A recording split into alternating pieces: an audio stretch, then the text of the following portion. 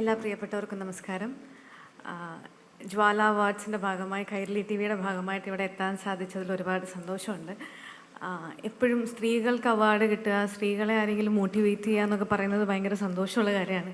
നമ്മൾ പല അവാർഡ് ഫംഗ്ഷന് പോകുമ്പോഴും അല്ലെങ്കിൽ പല ബിസിനസ് അവാർഡ്സ് കാണുമ്പോഴും ഒക്കെ എപ്പോഴും സ്ത്രീകൾക്ക് മാത്രമായിട്ട് ചിലപ്പോൾ ഒരു അവാർഡ് കൊടുക്കും. കാരണം സ്ത്രീകളെ നമ്മൾ മോട്ടിവേറ്റ് ചെയ്യണമല്ലോ എന്ന് പറഞ്ഞിട്ട്. പക്ഷെ അതിൽ നിന്നൊക്കെ മാറി സ്ത്രീകൾക്ക് മാത്രമായിട്ട് വനിതാ സംരംഭകരെ പ്രോത്സാഹിപ്പിക്കാനും അവരുടെ ശ്രമങ്ങളെ കാണാനും ഒക്കെ വേണ്ടിയിട്ടുള്ളൊരു ഒരവസരമായി ഇതിനെ കണക്കാക്കി കൈരളി ടി വി ഇങ്ങനെ ഒരു പ്രോഗ്രാം അറേഞ്ച് ചെയ്തത് വലിയ സന്തോഷമുള്ളൊരു കാര്യമാണ്. അപർണ പറഞ്ഞതുപോലെ എനിക്ക് പാട്ട് പാടാൻ അറിയില്ല. എനിക്ക് ആകെ അറിയാവുന്നത് കുറച്ച് വർത്തമാനം പറയാനും ഒക്കെയാണ്. അപ്പോൾ അത് എൻ്റെ ഒരു കഴിവില്ലായ്മയായിട്ട് ഞാൻ കണക്കാക്കുന്നു. പക്ഷെ എന്നാലും ഞാൻ പറഞ്ഞില്ലേ, ഓൺട്രപ്രണേഴ്സ് ആയിട്ടിരിക്കുക എന്ന് പറയുന്നത് ഇത്തിരി ഡിഫിക്കൽട്ടായിട്ടുള്ള കാര്യമാണ്. പ്രത്യേകിച്ച് സ്ത്രീകൾക്ക് ഭയങ്കര ഡിഫിക്കൽട്ടായിട്ടുള്ളൊരു കാര്യമാണ്.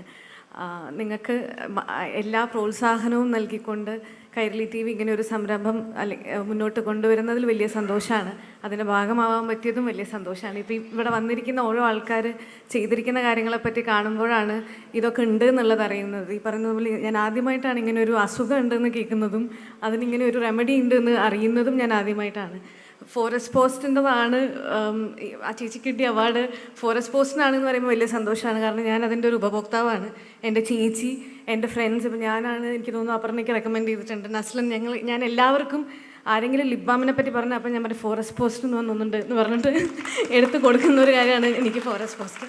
അപ്പോൾ ഞാനൊക്കെ ഉപയോഗിക്കുന്ന ഒരു കാര്യമാണ്. പക്ഷെ അത് നമ്മൾ അറിയുന്നില്ല, അതിൻ്റെ പുറകിൽ ഇത്രയും ഒരു എഫേർട്ട് ഉണ്ട്, അവർ ഇത്രയും കാര്യങ്ങൾ ചെയ്യുന്നുണ്ട് എന്ന് പറയുന്നതിൽ വലിയ സന്തോഷമുള്ളൊരു കാര്യമാണ്. അപ്പോൾ അതിൻ്റെയൊക്കെ ഭാഗമാവാൻ പറ്റുന്നതിലും ഇവിടെ നിൽക്കാൻ പറ്റിയതിലും ഒരുപാട് സന്തോഷം. Thank you.